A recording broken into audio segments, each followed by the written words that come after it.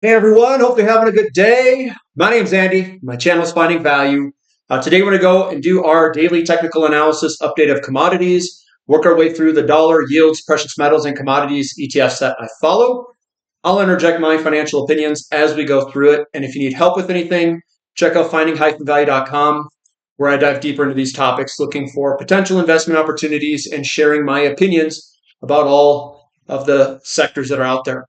I do listen to a lot of conference calls, nonstop, pretty much, and get the latest and greatest from the insiders themselves. We do have a question and answer session coming up tomorrow, 7 a.m. Mountain Time for Saturday. And we also have a coupon code special, which is active. Special is the coupon code that you type in. 50% off the first month only, and a larger discount on the yearly membership. All right, let's dive in, take a look, see what's going on today. The DXY is still heading higher, and we're seeing lower interest rates. So when you see that divergence where you get a stronger dollar going up like this, and at the same time you're seeing interest rates pull back, that could indicate that there is fear in the market. Fear in the market where people are more likely to sell things, and they're running into potentially bonds and the dollar. So that's where you see that strength.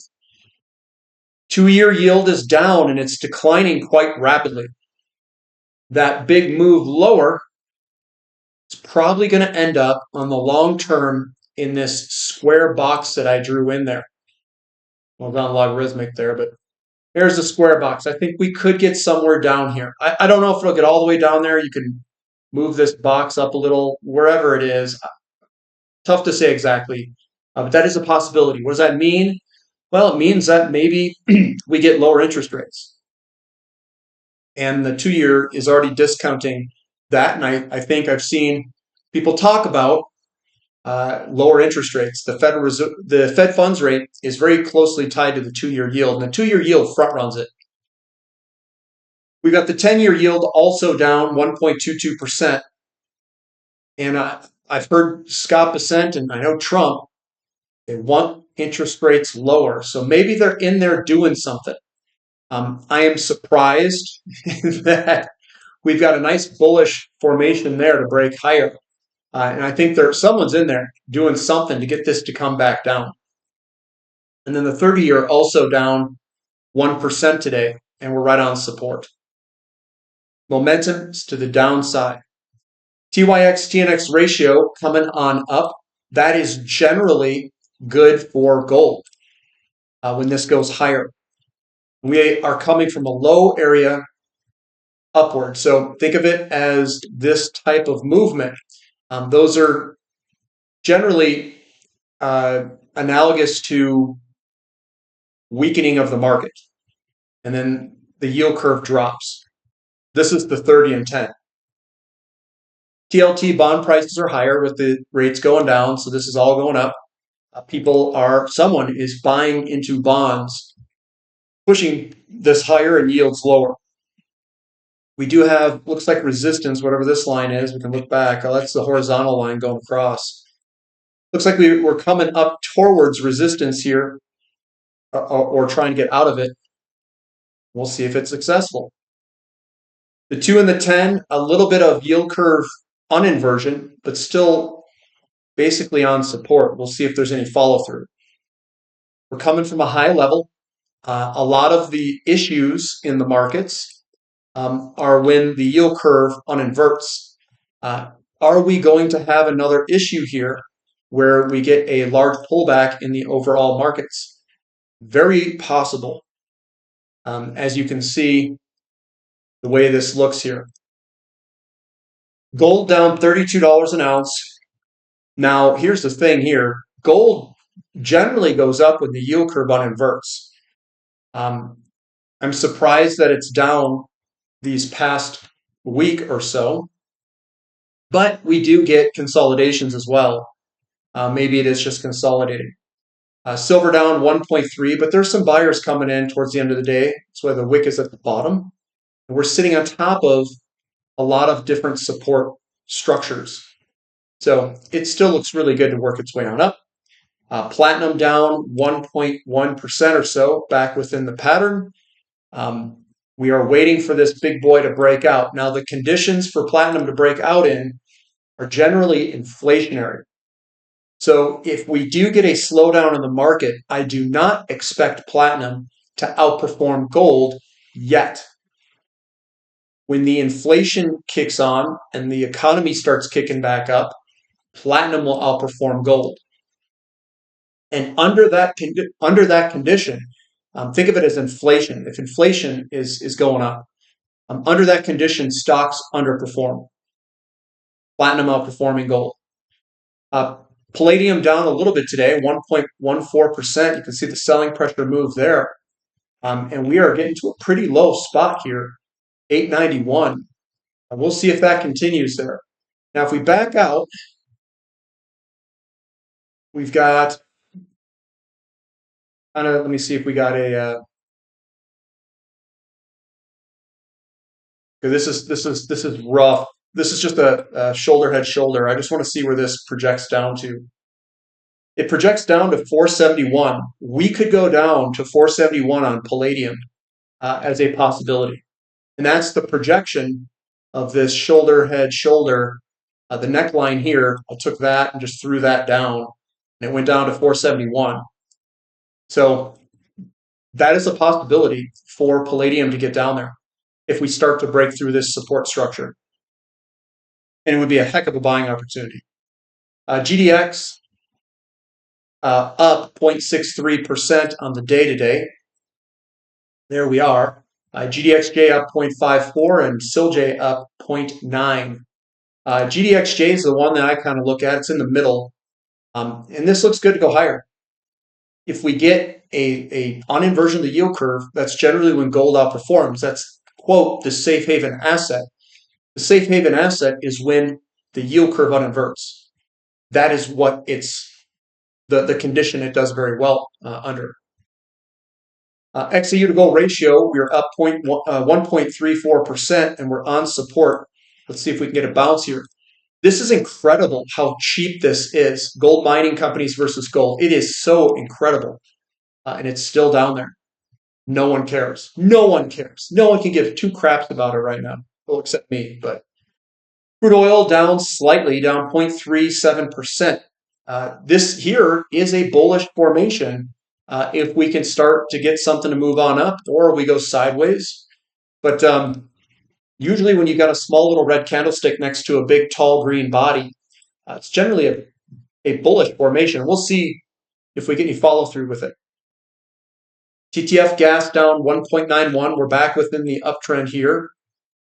Kind of skirting all the way back down and bouncing off support. We've got natural gas in America right on support, down 2.6%.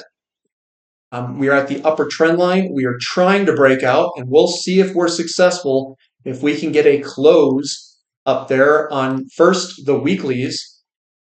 We've got this is the weekly. This is the only weekly close we got up there, really. And then we want to get a monthly, and then we want to get a quarterly, and so on. But it still looks good. We are coming into a seasonally weak period for nat gas, so it may loop back around. We've got our boy XOP, yeah, you know me. Not looking too bad, actually. It's called a bullish piercing. Gaps down in the morning. There's your opening price. It closes above the 50th percentile of the candlestick before it. That is a reversal pattern. If you were to look at it from a shorter term view, really what it is, it's a downtrend line break. So it's a downtrend line break to the upside, and maybe we can gather something up here where we start moving to the upside. So that looks good.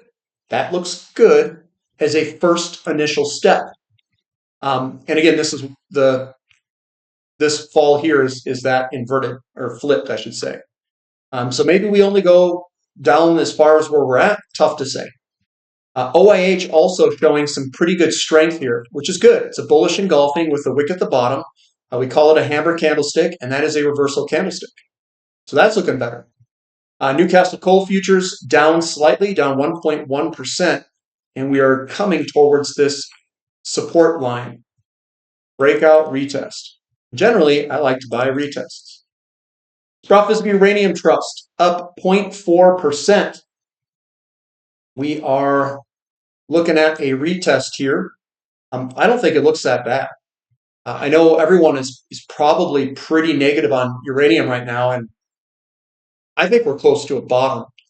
But again, it hasn't necessarily turned yet. But to me, when you look at kind of like this consolidation here, it very well could be close to a bottom.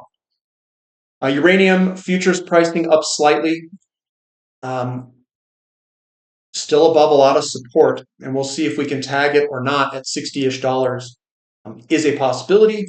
URA, we are up slightly. We have downside momentum. We'll see if it holds.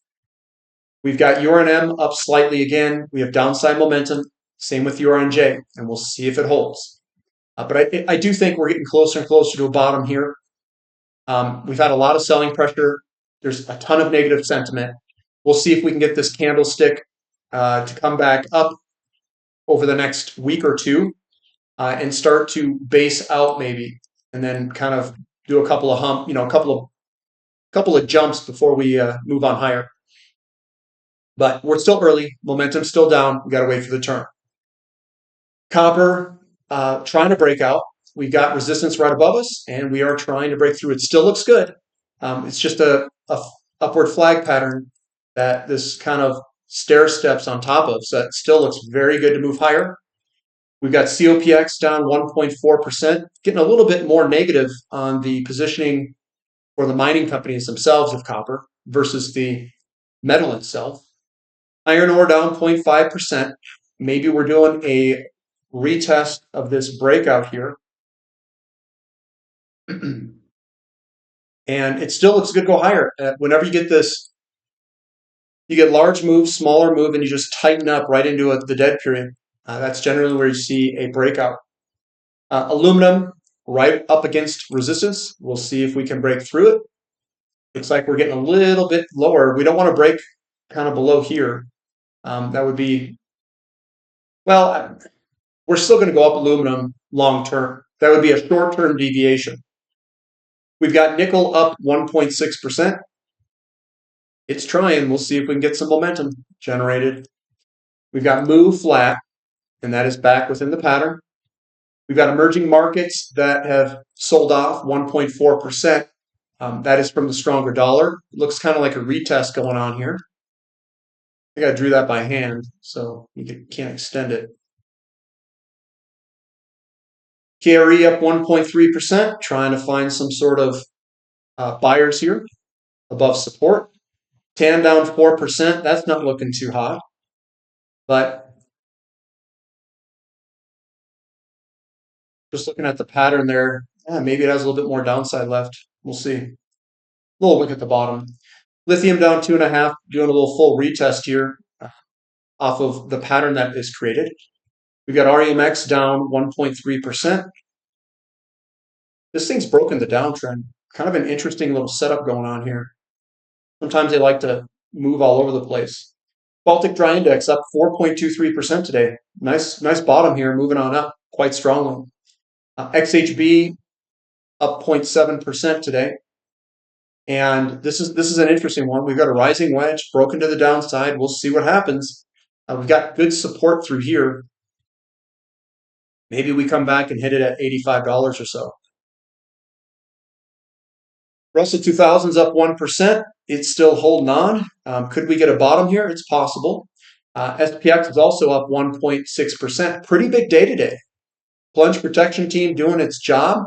Another thing, just so you guys understand too, the interest rates going down, it's going to help the stock market if we're not in a recession. It's going to help prop up everything if we're not in a recession. NASDAQ also higher, 1.6. And if they can get the rates to come on down. So here's the thing. Rates coming down could also mean that people are running into bonds for safety, which is a recessionary problem. If Scott Bessent is in there, or if the Federal Reserve is in there buying bonds, lowering the interest rates, then people aren't running into bonds for safety. It is quantitative easing or yield curve control, which could also keep the stock markets up if rates come on down. Now, if momentum gets generated to the downside, they might not be able to turn it around. So they have to do it now. Just an FYI. SMCI down 3.7, holding on. NVIDIA up 3.87, trying to hold on to this trend, I guess, that's been declining. This looks very toppy to me. But again, if they can get the interest rates down immediately, and maybe they can save it, maybe. Bitcoin, putting in, it looks like a bottoming candlestick here. It's the big wick at the bottom. There's buying pressure there. So when you look at this, you've got kind of your trend line is this guy up here. There's a trend line there, and there's a trend line here. You've broken this kind of small, very short-term trend line. And we'll see if they can put something together. You could also say it's a shoulder ahead, and if we get another shoulder, potentially. Short-term market patterns don't hold very well, so it could break very easily. So I'm not stating that this is 100% bottom, but it looks like it's trying to turn. Ethereum down 3.45, but has a nice little wick at the bottom. A lot of the times you do bottom kind of right at the same little area here, and it could bounce and move on up. We'll have to see what the bounce looks like. If it's a weak little bounce where you get these small little green candlesticks, generally that's a move lower. If you get big boy greens coming out like this, and you've got big boys like that, then yeah, that looks fantastic. I would expect that it's going to be small. That would be my guess. And then MicroStrategy's up 6.5%. It's holding on dear life with this little, well, it's not really a strong candlestick, but we could get something like a 3-hump consolidation, which is possible. And it would be in a falling wedge, which would be bullish. And then the VIX is down 7%. We don't want to break above that resistance line because we could go run, baby, run. And that means that we could have a potential crash.